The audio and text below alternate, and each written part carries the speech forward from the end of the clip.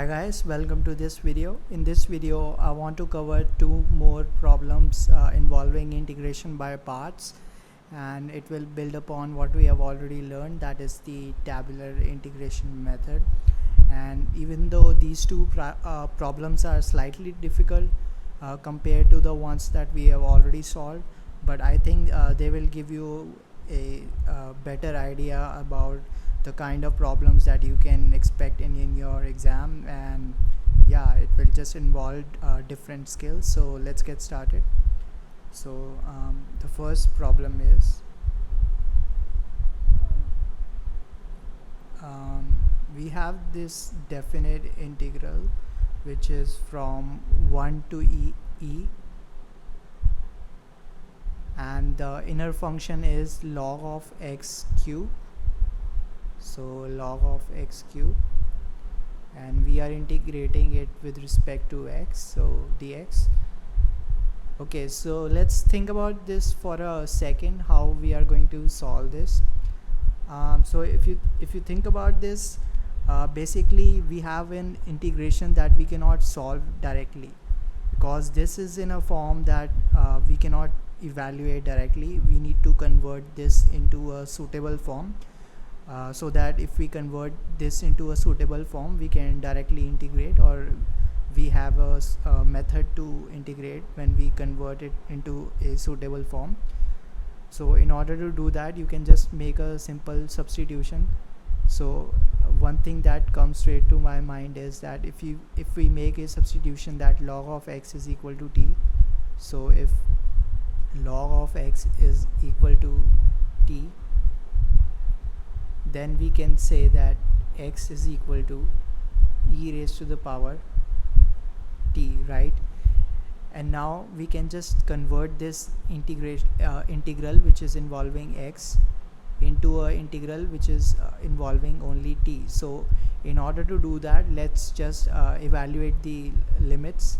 So the lower limit, which in case of x is 1, will now become, so if you just substitute the value of 1 in this equation, it will become log of 1, which is 0. So the initial value, the initial limit of the new integral will be 0.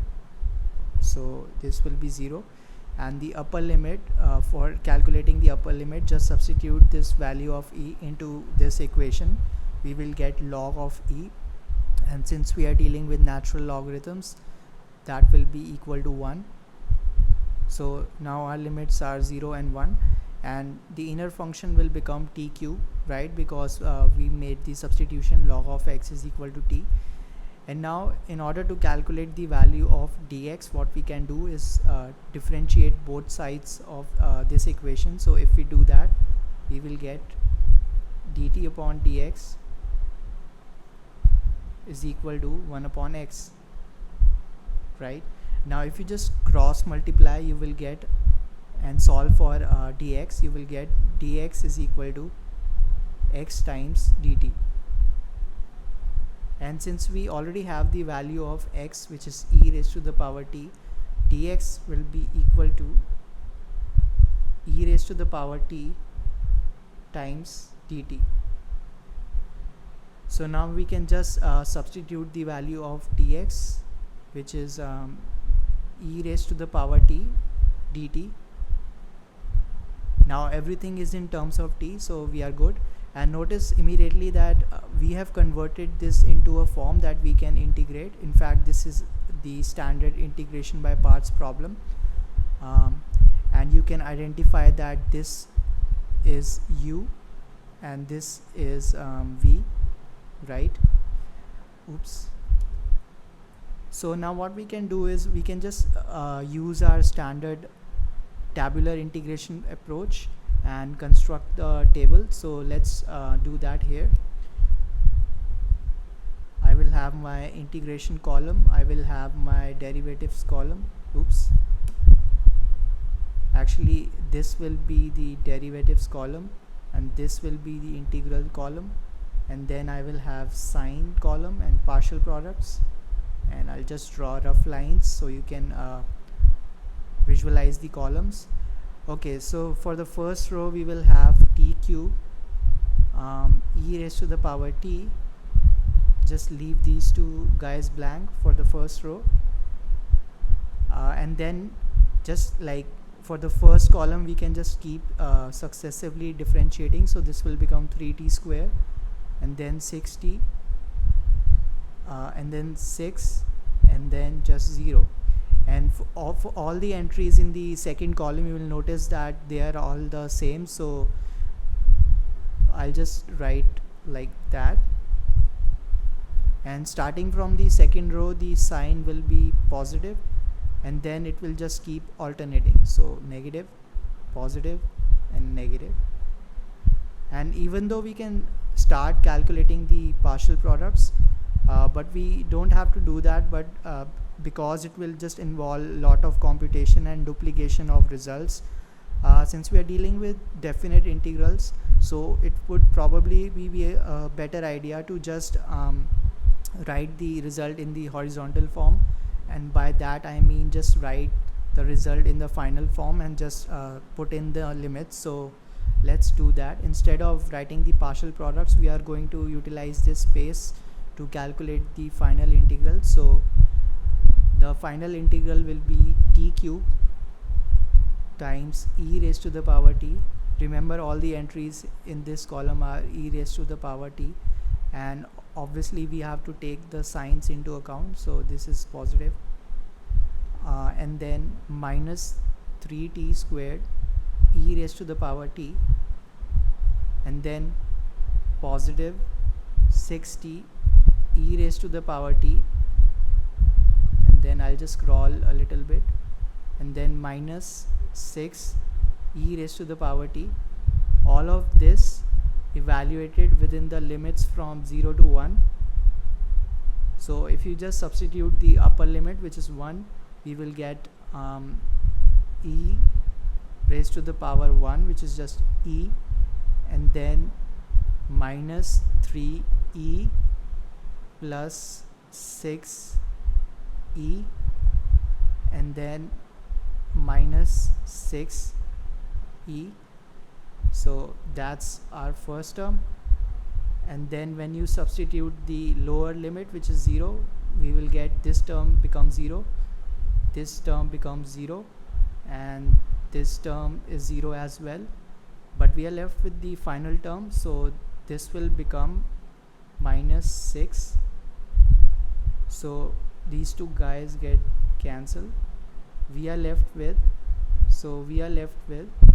this will become positive, right? So we are left with 6 minus 2e, which is our final answer. So there you see that we solved this question, but it involved a little bit of manipulation, since we changed or converted it into a form which could be directly be integrated using the tabular integral method. So except that there was no other trick or anything involved, so it was fairly simple problem. So now let's just move to a slightly more complicated problem. This came in the IIT entrance exam in 1992, and it is little more complicated in terms of computation, but in terms of logic it's still the same. So let me just draw a separator line here, and let's just continue with our next example. So again, this is a definite integral from 0 to 1, and the inner function is e raised to the power x times x minus 1 raised to the power n. And we are given with a constraint that n is less than or equal to 5, and then this is obviously integrated with respect to x. We are actually given with the answer of this integral, which is 16 minus 6e.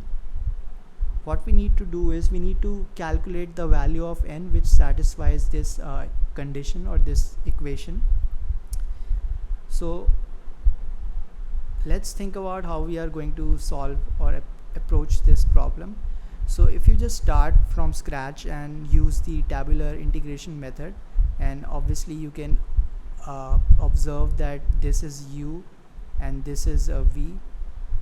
If you just start by just applying the tabular integration method from scratch, you will land nowhere, because you will observe that the tabular method never ends, and that is because you will never reach an ending row. You will never actually have a zero in the derivatives or the integral column, and that would mean that the process would never end, and basically, in other words, you cannot apply the tabular method in this case. But if we limit or restrict the value of n, I mean, if we just give a specific value of n, like 1, 2, 3, like that, for that particular or specific value, we can definitely use this method, because in that case, this term, which is this function u, you will notice that this will become 0 in one of the rows, and since one of the rows becomes 0, I mean the derivative column in one of the rows becomes 0, we can get a final answer, and which would mean that we can use the tabular integral method. So let's do that. Let's start with n is equal to 1 as our base case, and as soon as we reach a particular value of n which satisfies this equation, we are going to declare that as the final answer. So for n is equal to 1, I'll do this process quickly of constructing the table, since you already know the construction. So for derivatives column, we will have x minus 1, and then we will have 1, and then we will have 0. In the integral column, we are going to have e raised to the power x, and then in the signs column, we are going to have positive here, negative here, and then finally we are going to have partial products column. But again, since this is a definite integral, if we just calculate the partial products, it's just a waste of time and duplication of effort, since if we just list all the partial products here, we still have to write the answer and put in our limits. So instead of writing the partial products here, I am just going to utilize this space to calculate the final answer. But let me just depict the partial products by dotted lines. So this is the first partial product, and this is the second partial product. Oops. Right. So let's just write the final answer. So it's going to be x minus 1 times e raised to the power x minus e raised to the power x, evaluated within the limits from 0 to 1. So let's substitute 1. We are going to get 0 minus e. This is the first term, and then when we substitute 0, we are going to get this is minus 1, and then minus 1. So we are going to get 2 minus e. So this is the result that we got when we took n as 1, but you will observe straight away that this is not equal to the right hand side of the equation. So we will reject this, and we will move to the next value of n. We don't have to construct the headers and table again. So what we'll do is we'll just add a line here and continue the process with n as 2. So this will become x minus 1 whole squared. This will be 2 times x minus 1. This will be 2, and then we are going to have 0, and this will be this will be e raised to the power x, e raised to the power x, e raised to the power x, e raised to the power x, right? And then starting from the second row in the signs column, we are going to have positive, and then it will just alternate like that. And again, we are going to use the partial products space to evaluate the final answers. But let me just again depict the partial products. Okay, so let me do this quickly. This will be x minus 1 whole squared, e raised to the power x minus 2 times x minus 1 raised multiplied by e raised to the power x plus 2 times e raised to the power x, all of that evaluated within the limits from 0 to 1. Now if you just substitute 1, this term becomes 0, this term becomes 0. We are left with 2 times e minus, so this is the first term, and if you just substitute 0, you are going to get this will become 1. This e raised to the power 0 is 1, so the first term here is 1, and then minus 2, and 0 minus 1 is just minus 1, so this will become positive 2. E raised to the power 0 is just 1, so we can ignore that. Plus 2, e raised to the power 0 is just 1, so ignore that. So what we have here is 5 minus 5 plus 2e. Again, you will observe that this is not equal to the right hand side, so let's continue this process for n is equal to 3. Again, nothing new here. So when n is equal to 3, we are going to have x minus 1 cube. So let's successively differentiate this function. This will become 3x minus 1 whole squared, and then 6x minus 1, and then 6, and then finally we have 0. And here we are going to have e raised to the power x everywhere, and then in the signs column we are going to have positive, negative, positive, negative, and again we are going to use the partial products column to get the final answer instead of writing the partial products.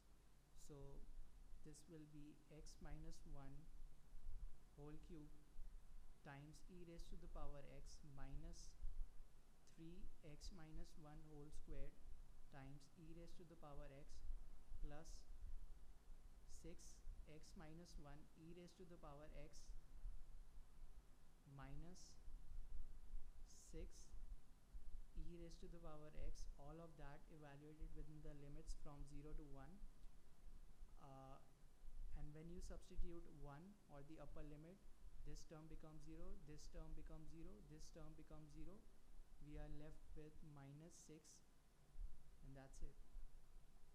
And then for the second term, when you substitute 0 or the lower limit, this will be minus 1 cube, which is minus 1. E raised to the power 0 is just 1, so ignore that. Then we have minus 3. 0 minus 1 whole squared is just 1, so ignore that. E raised to the power 0 is just 1, ignore that. So we have our second term as minus 3 in the inner bracket. And then we have plus 6 times 0 minus 1 is minus 1, so this will be minus 6. And then let me scroll down a little bit. Then we have minus 6. Yeah, then we have minus 6. So if you just sum them all up, we are going to get minus 12 plus minus 3, which is minus 15, and then minus 1, which makes it minus 16. Since we have a negative sign in front, this will become 16 minus, and sorry, by the way, this will be minus 6e. So we are going to get 16 minus 6e. And in fact, if you just go to our original problem that we had, this is exactly, oops, I need to scroll down a little bit.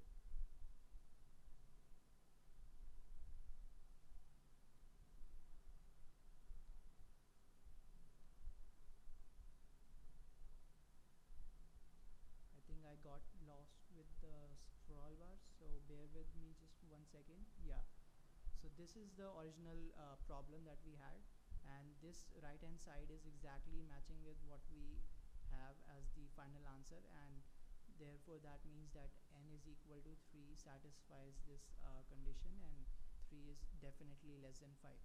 So that's it. Thanks for watching this video, and please comment, rate and subscribe, and if you have any feedback, you are most welcome.